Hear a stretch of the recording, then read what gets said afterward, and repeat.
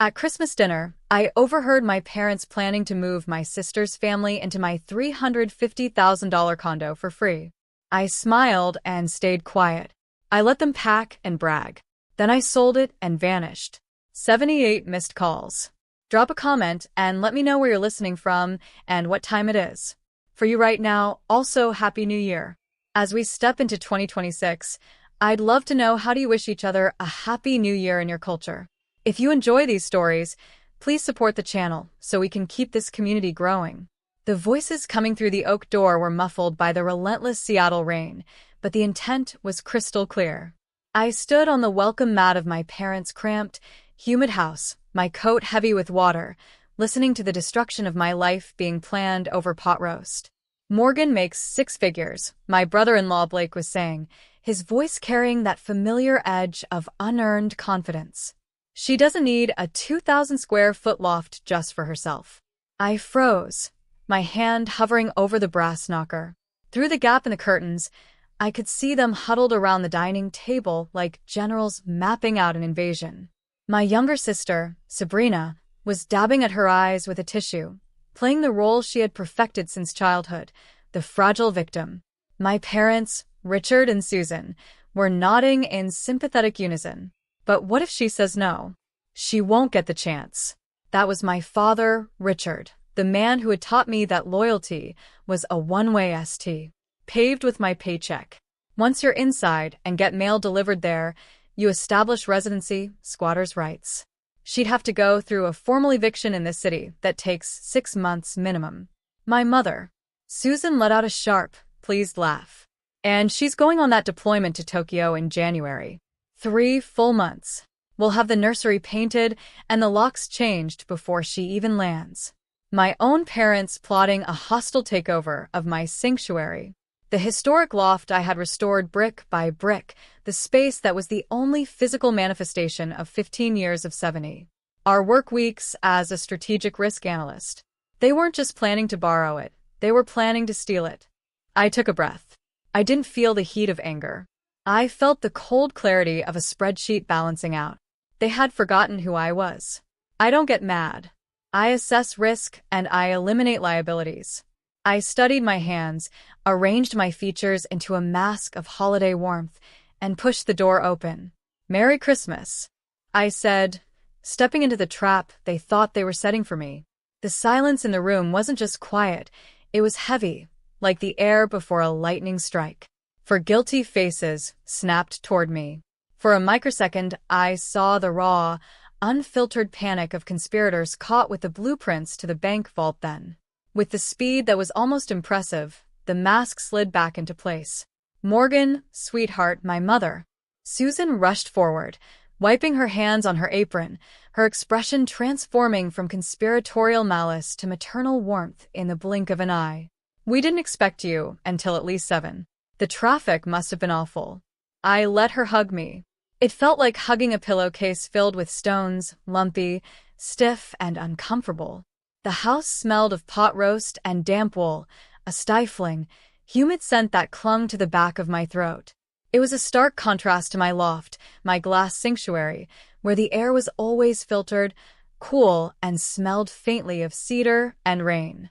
Here, the walls felt like they were closing in, plastered with photos of Sabrina.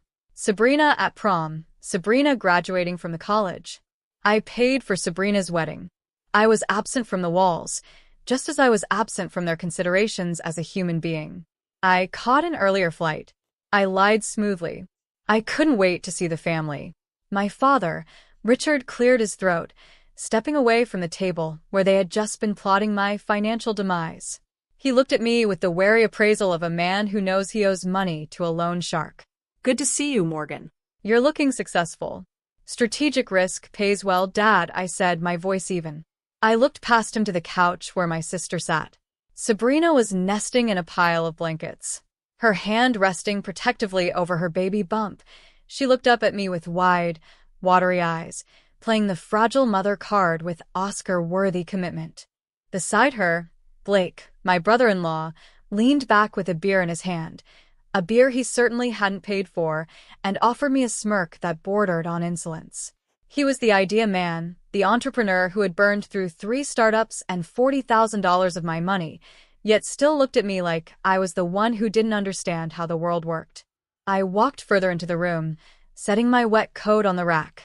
My internal risk assessment software was running in the background, tagging hazards. Hostile environment, multiple bad actors. Leverage ratio 0.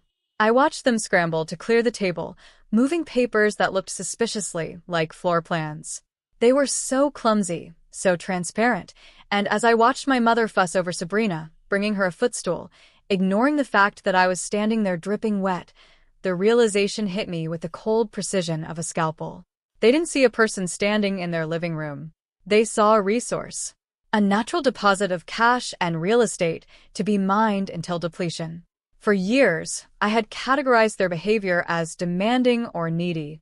I had rationalized it as the cost of being the capable one. But looking at them now, I saw the trap of normalizing cruelty. They had conditioned me since childhood to believe that my value lay solely in my utility. My success wasn't my achievement to be celebrated. It was a communal asset they hadn't liquidated yet. I wasn't their daughter or their sister. I was their retirement plan, their safety net, and their housing authority. And you don't ask a resource for permission. You just take it, sit down. Morgan, my mother said, gesturing to the hard wooden chair at the edge of the room, leaving the comfortable spots for the family. We have so much to talk about, especially with your big trip coming up. I sat. I crossed my legs. I let a small, pleasant smile touch my lips. Yes, I said. We certainly do so, Morgan, my father began, leaning forward with the gravity of a man about to ask for a kidney. We've been doing some thinking about the baby, about logistics. I knew the pitch. Before he opened his mouth, I had heard variations of it for a decade. It was always the same song, just a different verse. As he droned on about Sabrina's high-risk status and the need for a stress-free environment, my mind drifted away from the damp living room and opened the mental ledger I kept locked in the back of my brain. It was a thick, heavy book, filled with red ink. Exhibit A: Blake's disruptive tech startup. 3 years ago, he needed $15,000 for seed capital. I wrote the check because family supports dreams. The startup folded in 4 months. The money vanished into networking dinners and a lease on a sports car. Return on investment 0. Exhibit B: my father's pension gap. $8,000 to cover union dues and unexpected medical bills. I paid it without asking for a receipt. Later I saw photos of them on a cruise to Cabo. Sunk cost. Exhibit C: Sabrina's emergency credit card consolidation, $12,000 to save her credit score so she could buy a house. She didn't buy the house. She bought a purebred doodle and a wardrobe refresh. I wasn't a sister. I was a subscription service they had forgotten they were paying for, mostly because they weren't paying. I was the financial spine of this family. And tonight, they weren't asking for a chiropractic adjustment. They were asking to harvest the marrow. And since you'll be in Tokyo for 3 months, my mother was saying, her voice pitching up into that hopeful, wheedling tone, your beautiful loft will just be sitting there, empty, gathering dust. Ideally, Sabrina added, clutching a throw pillow like a shield. We would just need it until the baby comes, just to get settled. The stairs here. They're so hard on my hips. I looked at them. Really looked at them. They weren't asking. This was a demand dressed up as a favor. They were banking on my conditioning. They were betting the house, my house, that I was too polite, too desperate for their approval to say no. In the past, I would have argued. I would have explained that my home office contained proprietary data servers that couldn't be moved. I would have mentioned the liability insurance. I would have fought, and they would have worn me down with guilt until I wrote a check for a hotel just to make it stop. But I wasn't playing defense anymore. I took a slow sip of the water I'd been offered in a chipped. I let the silence stretch until it became uncomfortable, watching Blake fidget and my father crack his knuckles.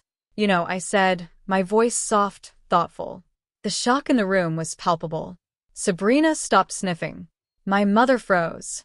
I hadn't thought about the stairs. I continued lying with the ease of a sociopath. And the loft is serene. It would be perfect for a nursery. The natural light is very calming. Exactly. Susan clapped her hands together. Oh, Morgan, I knew you'd understand. Family takes care of family. I can leave the keys under the mat on the 28th, I said. I fly out early the next morning. You can have the run of the place. We'll take good care of it, Blake said, puffing his chest out, already mentally measuring my walls for his posters. Don't you worry about a thing. I won't, I said. I reached into my bag and pulled out the bottle of vintage Barolo I had brought, a $300 bottle of wine that was meant to be a peace offering, now repurposed as a sedative. I handed it to my father. Open this, Dad, I said. He took the bottle, examining the label with the performative appreciation of a man who thinks price equals taste. Exceptional, Morgan. You didn't have to. I wanted to. As he poured the wine, and they raised their glasses to toast my generosity, to toast their victory over the resource, I felt a profound icy detachment. They were drinking to their new home. I was drinking to the demolition. They thought they had just secured a luxury asset. They didn't realize they had just signed a contract with consequences they couldn't afford. I left my parents' house an hour later, pleading exhaustion from the trip. The moment the heavy oak door clicked shut behind me, the suffocating humidity of their home was replaced by the crisp, wet air of a Seattle winter night. I didn't get into my car immediately. I stood on the sidewalk, letting the rain wash away the feeling of their performative gratitude. When I got back to my loft, my sanctuary, I didn't turn on the lights. I walked straight to my server rack in the home office, the room they were already mentally painting pastel yellow, and pulled up the security feeds. I needed to be sure. I needed one final piece of evidence to silence the tiny residual voice of the dutiful daughter that still whispered in the back of my mind. I scrolled back 48 hours. The timestamp read December 22nd, 2:14 p.m. The feed showed my front door swinging open. My father walked in first, looking over his shoulder like a burglar, though he moved with the arrogance of ownership. He held a key, a spare I had never given him. He must have swiped it from my bag during Thanksgiving while I was doing the. Behind him waddled Blake, holding a tape measure. It's bigger than I thought. Blake's voice came through the audio, tinny but clear. He walked into the center of my living room, scuffing his boots on my restored hardwood floors. We could fit a 70-inch screen on that wall easily. Focus, Blake, my father said, walking straight to my office. He pushed the door open and stared at my workspace, my dual monitors, my ergonomic chair, the framed certifications on the exposed brick wall. He didn't see a career. He saw square footage. This is it, Richard said. This is the nursery. The brick is kinda ugly, Blake commented. Tapping the wall too, industrial Sabrina wants something softer. Maybe we can drywall over it. Or just paint it white. Paint over the original 1920s brick. The brick I had spent 3 weeks restoring by hand with a toothbrush and specialized cleaner. The brick that represented the history and integrity of the building. Paint it, Richard agreed casually. Morgan won't notice. She's never here, anyway. By the time she gets back from Tokyo, she'll get used to it. She always adjusts. She always adjusts. That was it. That was the epitaph for our relationship. They weren't just planning to use my space. They were planning to erase me from it. They were banking on my infinite capacity to absorb their disrespect. I closed the laptop. The green light of the screen faded, plunging the room into darkness. The violation was absolute. It wasn't just trespassing. It was a fundamental rejection of my personhood. I picked up my phone and dialed Julian. It was almost 10 p.m., but venture capitalists don't sleep, especially not the ones who hunt opportunities for sport, Morgan. His voice was smooth, surprised this is late for a risk assessment. I have a proposition, Julian. You still interested in the Pioneer Square loft? There was a pause on the line, a heavy, pregnant silence. You're selling. I thought that place was your soul. It was, I said, my voice steady, devoid of emotion. Now it's a liability. I need to liquidate $360,000 cash. That's 60 under market. I heard the sound of a chair shifting, the rustle of movement. I had his full attention. What's the catch? 2 conditions. I said, first, we close in 48 hours. Second, I need an immediate gut renovation. I want the demolition crew there at 10 a.m. on December 28th. I want the walls down, the floors ripped up, the plumbing exposed. I want it uninhabitable by lunch. You want me to do? Destroy a historic restoration. I want you to remodel, I corrected. I know you've always hated the layout. Make it open concept. Make it yours. Just start the demo on the 28th. Someone hurt you, Julian said, not asking. Someone underestimated me, I replied. Do we have a deal? Then the contract, he said. I'll wire the deposit tonight. I hung up. I looked around the shadowed loft, tracing the lines of the brick I had loved, the floors I had polished. It was just a building now, a shell. The sanctuary was gone the moment they walked in, uninvited now. It was just collateral damage. The next 48 hours were a masterclass in asset liquidation. I didn't pack like someone moving out.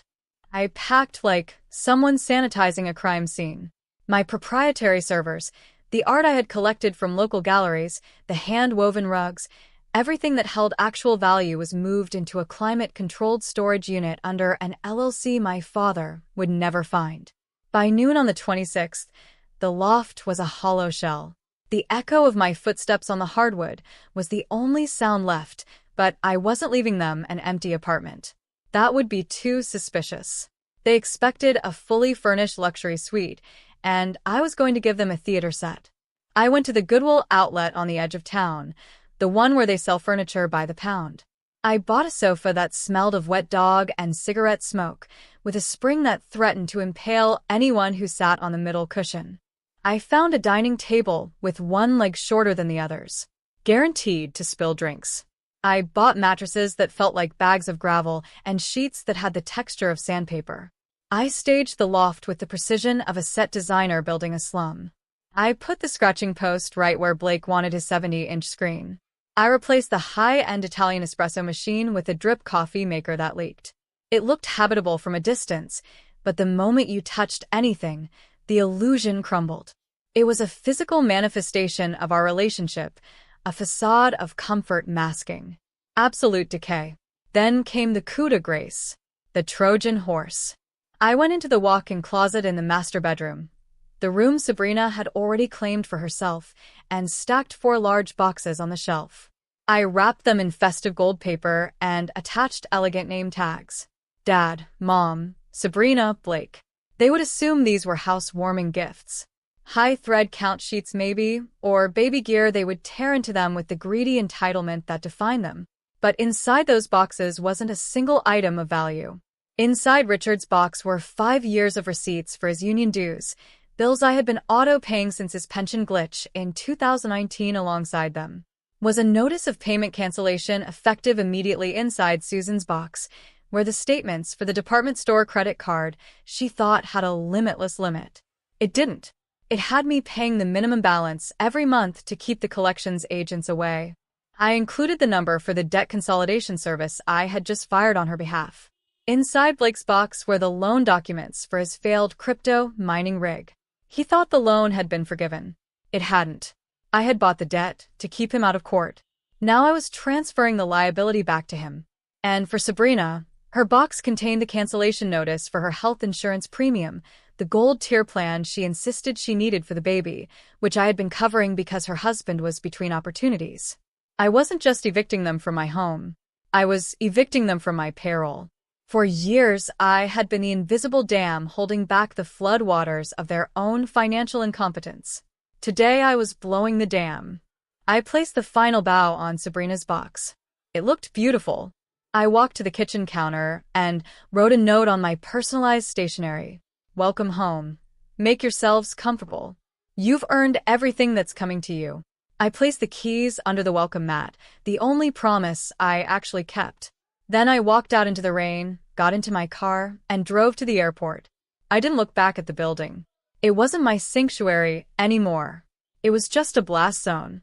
Waiting for the timer to hit 0 December 28th, 10 a.m. Pacific Standard Time. I was sitting in the first-class lounge at SeaTac, sipping a mimosa that cost more than Blake's monthly contribution to society. My laptop was open, streaming the final act of my family drama. In high-definition 4K, the feed showed my living room. They had moved in the night before, just as I predicted. The place looked like a college dorm room after a frat party.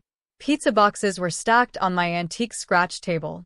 Blake was asleep on the dog-smelling sofa, drooling onto a cushion that had likely been used as a chew toy. Sabrina waddled into the frame, holding her lower back. "This mattress is awful," she complained, her voice tinny through the speakers. "I think it has lumps. Morgan must have kept the good stuff in storage." "We'll buy new ones," Susan said, entering from the kitchen with a mug of coffee. "Once we sell some of this junk."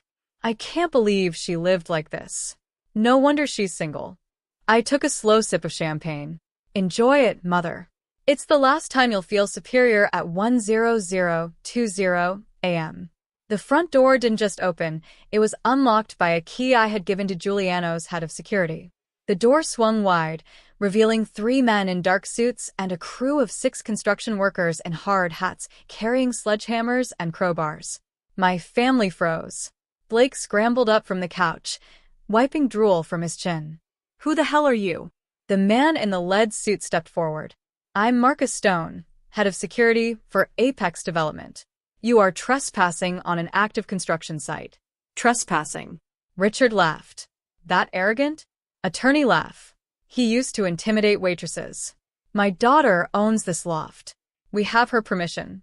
"Morgan King sold this property on December 26th, Stone said, his voice a flat, unyielding baritone. "The new owner has ordered an immediate gut renovation. Demo starts now." He signaled the crew.